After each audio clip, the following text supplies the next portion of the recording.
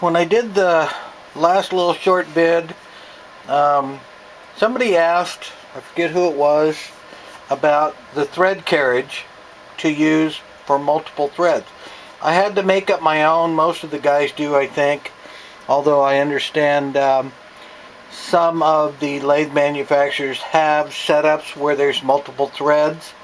I like this because I can take it anywhere I want to go and do displays. I just made this by taking basically that black thing on the bottom here is the base of a lamp. That's where the lamp screwed in right there. I took all the padding and stuff out from underneath and filled it with lead. Molten lead. Because I also make lures and sinkers. Then I screwed in, drilled in this case, 5 areas. 1, 2, 3, 4, 5. And put bar stock, threaded bar stock in. And what I've done is gotten wing nuts, and these are little paper clips, and a series of washers. So far I'm relatively happy with the way it tensions. What I do, as you can see, I push down, there's springs underneath. I push down on the springs to get some tension going. I put a clip and then I screw in the wing nut to keep it in place. Because as it's rotating, it'll vibrate, and if I just had the wing nut, it would spin off.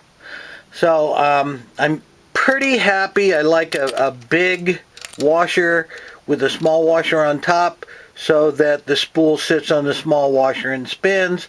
I have 2 small washers separated by a Teflon washer. The tension seems pretty smooth. The more tension I put on, the more jerky it gets. So y'all have to play with that, but this is just an idea of how to put one together. I have all the threads coming off the spools. All this is an eye screw opened up and twisted so that I can just take the thread, wrap it into it. Then I come out the tip of a guide up to the rod. Easy sneezy. If you want more tension, you just push, screw the wing nut down. If you want less tension, let it up and then open the clip so that it goes up and nestles against the wing nut. So as you can see, I can do a tiger wrap with 5 threads, or if I'm getting a phone call. Anyway, that's the simple operation. Okay, something else that always keeps coming up is finish work. Now I'm going to show you the absolutely against all rules way of putting finish on, but it seems to work for me. So I mixed up 3 cc's of the resin and 3 cc's of the hardener. I do this with almost every brand of epoxy. I use my brush that I apply it with, which is those cheapy plastic ones. I mix it, not caring about bubbles. Now, since this is going to be the first coat on the threads, I like to thin it. Again, that's something in some circles you're not supposed to do. But I'm just showing you my way. There are lots of other ways of doing this. So I've got 3 cc's of each. I'm going to put in 10 drops of acetone. Just a regular dropper bottle.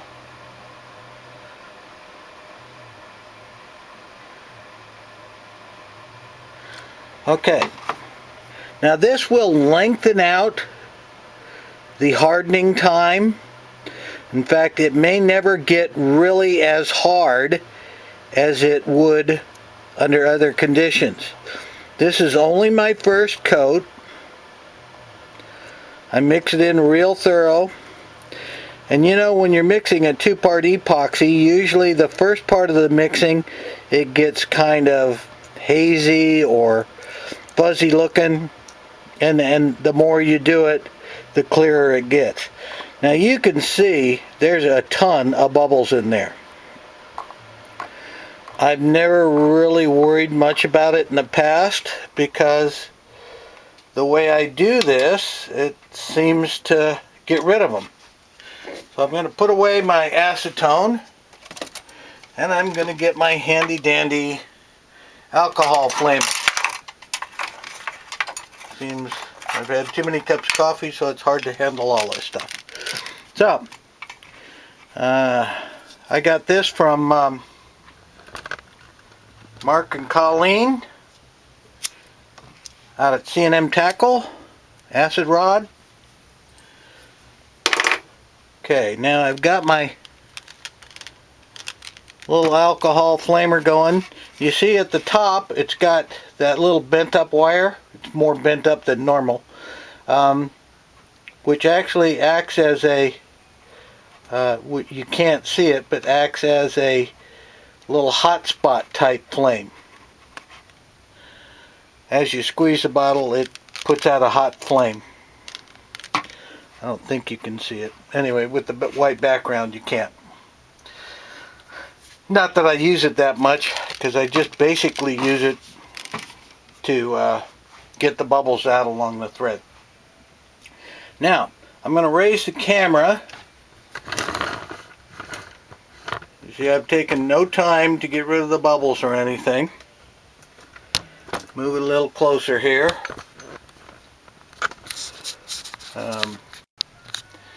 Okay, I've moved it closer, and basically it hasn't taken me any time to get rid of the bubbles, and you'll see that. I'll lift it up to it. See, there's still a pack of bubbles in there. Sometimes what I'll do is hit it with that little directional flame that I told you about. See how quickly they disappeared? Okay. You'll find that the bubbles come to the surface if you decide to thin your finish, which, remember, I told you it's not what everybody recommends. The bubbles will come to the surface a little quicker because it's thinner. Okay? Since I've got the camera kind of locked on this weave, I'm going to do it, put it on just in the weave area for right now. Maybe get this a little closer for you. Okay? Now, boy, it sure is hard to work with this camera right at my chin. Anyway, you see there's no particular genteel way I put it on. I probably create as many bubbles as anybody on the planet.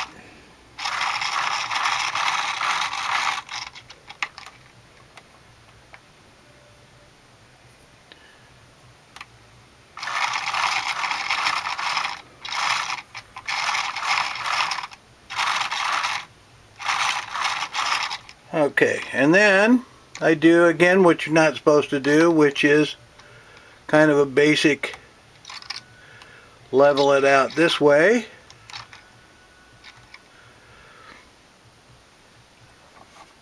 Put this off to the side, and then you can see bubbles everywhere. I don't know if you can see it in the DVD, but there are bubbles everywhere. Now what I do is I take the alcohol lamp and I put it below, not actually touching, but close to touching. And run it back and forth.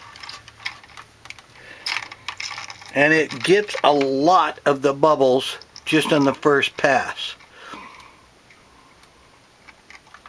I look at it really close to see if I have any real bad spots. Now I'm trying to hurry this up because there's no sense in just burning DVD time on you.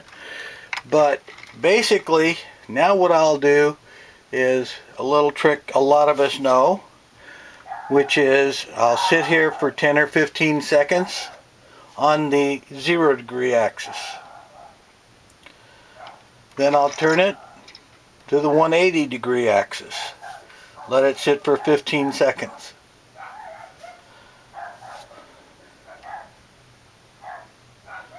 Then back to the 0 degree axis. This time I let it sit for 20.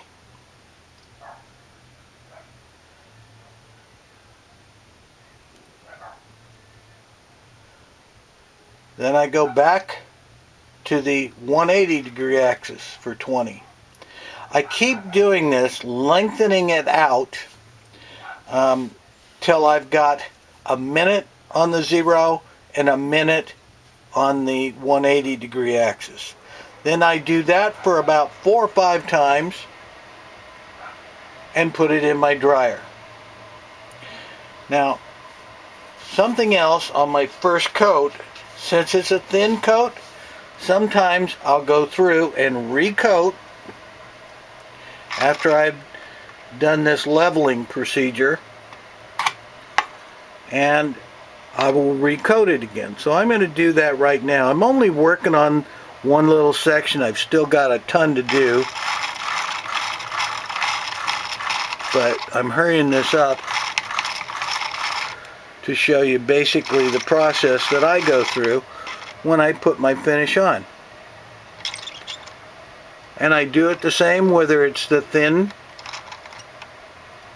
layer of finish or it's the thick layer of finish. May just be me fantasizing that this is helping with A, getting rid of the bubbles, and B, the leveling process, and C, recently there's been some talk on one of the sites about grinding the feet of the guides and cracking at the feet of the guides. I don't know if this thin coat helps me, but I have almost none of the cracking problems. But I also on the cracking, I do grind my feet of the guides really, really hard. I've done a picture tutorial of the process, so you might want to look that up. I'm thinking about going out in the garage and doing a set of guides today, and if I do, I'll try videotaping it and see if it helps. I've got to figure out how I get rid of the sound though, because it's going to be noisy. Okay, I'm going to do my flaming again.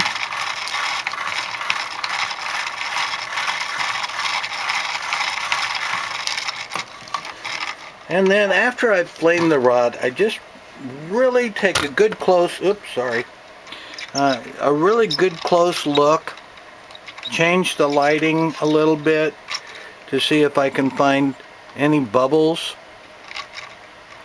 There are some bumps and stuff. That's probably just maybe frayed thread because I really burnished hard on some of this stuff. And of course on the weave, there's several layers of thread involved, so that's causing some of these little high points. What I do is after this layer dries, then I'll go through the scalpel and trim those off. Maybe I'll take some video of that tomorrow when I do my second coat of finish on this rod. Okay, so we'll see how that goes and how this goes together on a little vid and see if it helps any of you. Bye.